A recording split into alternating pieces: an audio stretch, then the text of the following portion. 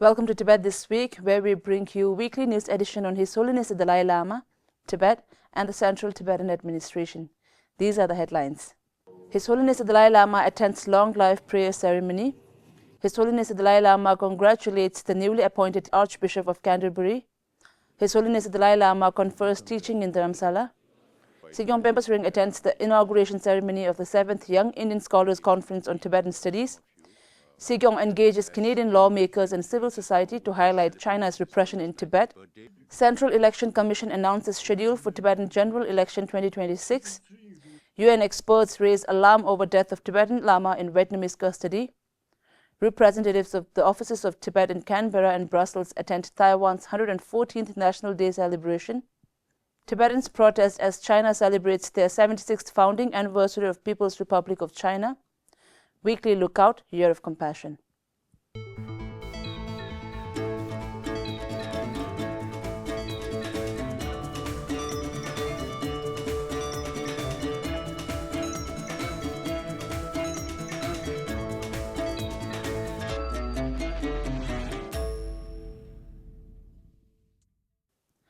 On Wednesday this week, His Holiness the Dalai Lama attended the lifelong prayer offered to him by Australian Tibetan National Association, Tibetan Communities in Europe, and Tibetan Youth Congress.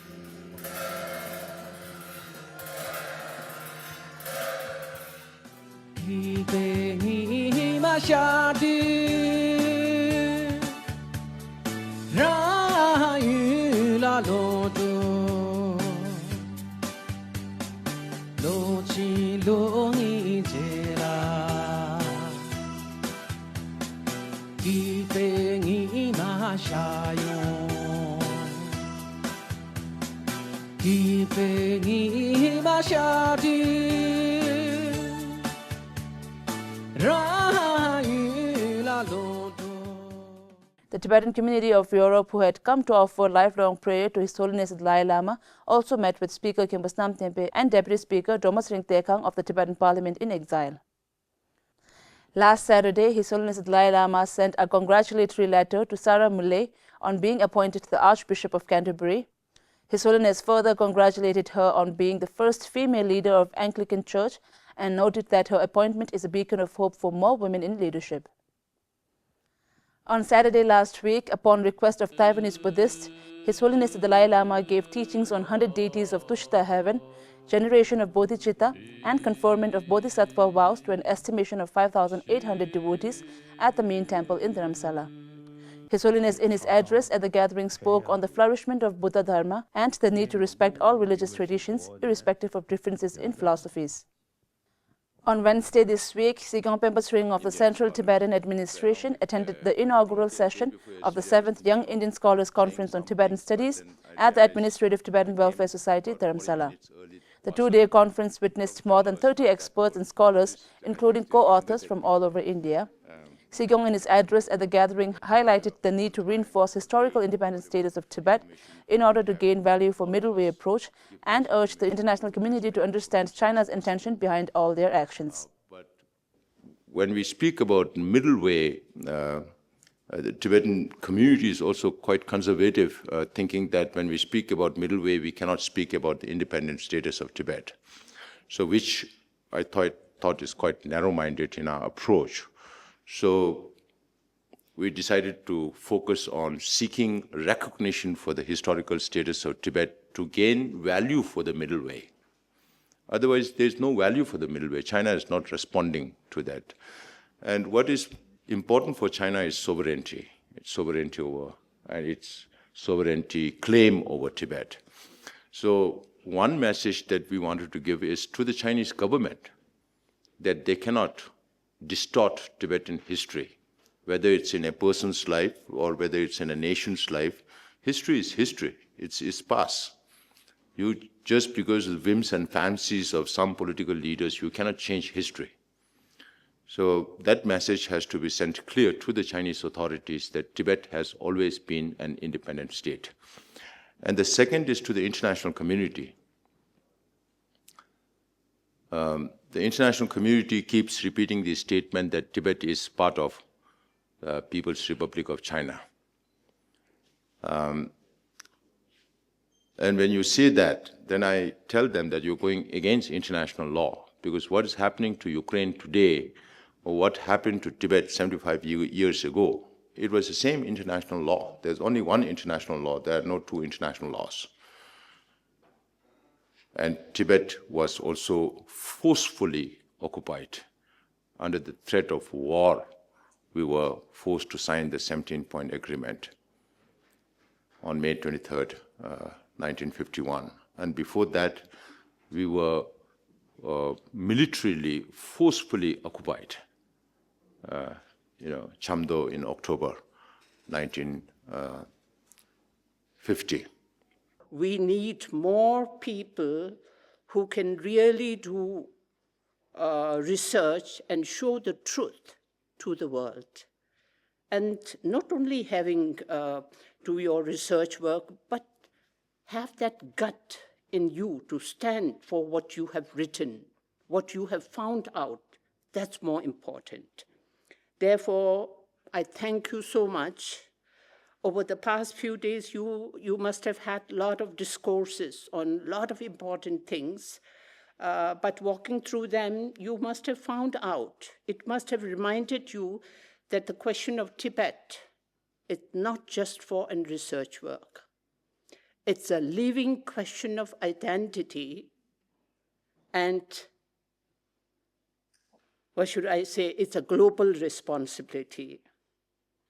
From 25th to 7th October, Sikyong Penpa Tsering of the Central Tibetan Administration engaged with lawmakers, civil society representatives, journalists and scholars in Ottawa, Canada to mobilize support for the Tibetan cause.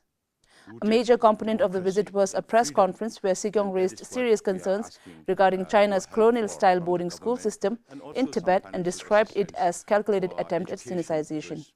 Education is being impacted in Tibet, and if this goes on, the colonial-style boarding schools in Tibet goes on for another 2-3 decades, it's going to be very, very detrimental and consequential for the Tibetans, because one whole generation of Tibetans would be turned into Chinese, and that is a very, very frightening consequence that we are looking at. Sikyong also discussed future parliamentary strategies and ways to strengthen collaborative efforts in support of Tibet, including motions on religious freedom and human rights in the House of Commons. The preliminary round of elections for 2025 and 2026, Sikyong and the members of the 18th Tibetan Parliament in exile will be held on February 1st, 2026, and the final election on April 26, 2026.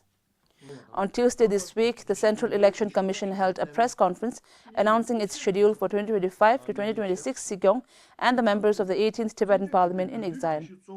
The press conference chaired by Chief Election Commissioner Lobsang Yishe and the 2 additional election commissioners also announced the election code of conduct and guidelines for the election candidates.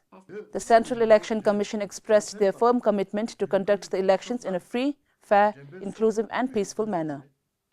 The official slogan for the 2025 to 2026 Tibetan elections will be "I am Tibet, I vote for Tibet," signifying unity and strength of the Tibetan people.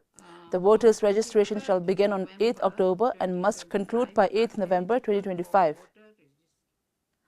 A group of United Nations human rights experts has expressed grave concerns over the arrest and forced disappearance and subsequent death in custody of prominent Tibetan spiritual leader Tukuhunga Dorje Rinpoche, who reportedly died under suspicious circumstances while detained in Vietnam on 28 March 2025.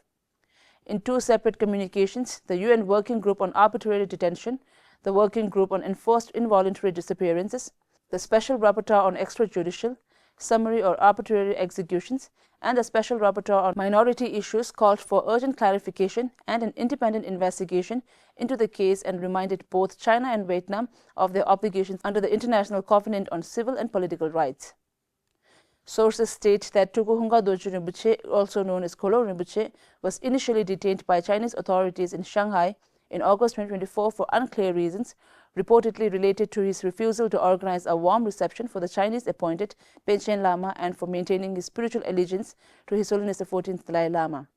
He was later released and is believed to have traveled to Vietnam in September 2024. On 25 March 2025, Rinpoche was reportedly arrested in Ho Chi Minh City by Vietnamese police in the presence of individuals believed to be Chinese officials. His whereabouts remained unknown for 4 days. On 29 March, Vietnamese authorities announced that he had died of a heart attack despite no prior record of his cardiac illness. His body was allegedly cremated at Sakya Vietnam Temple on 20 April 2025 without his family's consent, and his ashes were subsequently returned to his monastery in Tibet.